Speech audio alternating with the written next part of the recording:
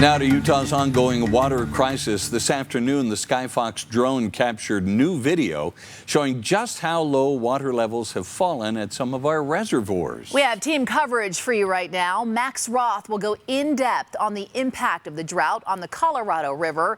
But we start with Spencer Joseph at Rockport Reservoir.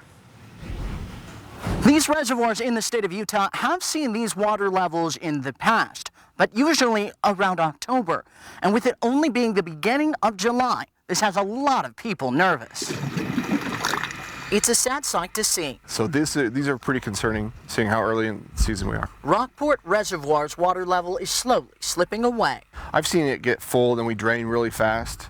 But where Rockport only got to 66%, Echo only got to like 62%. This is Eric Bradshaw, who manages both Rockport and Echo Reservoir State Parks.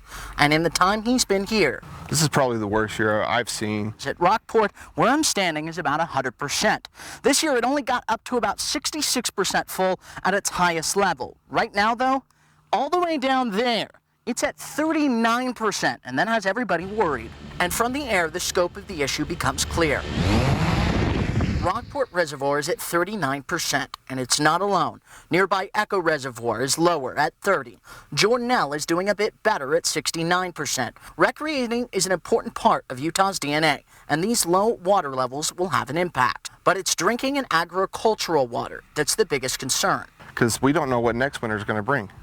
It could fill the reservoir back up, or we could be in worse conditions. We are ignoring all the water that gets wasted. Zach Frankel from the Utah Rivers Council has made it his life's work to study this issue.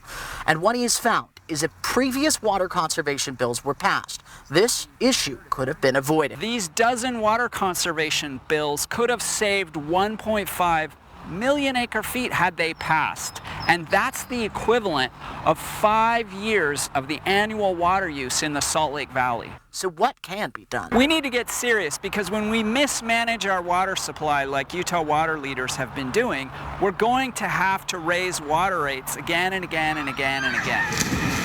And with lots of Utah's infrastructure relying on water, these reservoirs are an important resource to protect. We need to make sure that we pass on this current legacy of fish and wildlife species to future generations of Utahns.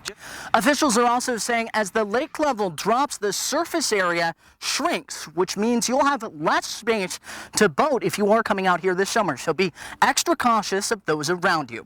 At Rockport Reservoir State Park, Spencer Joseph, Fox 13 News, Utah.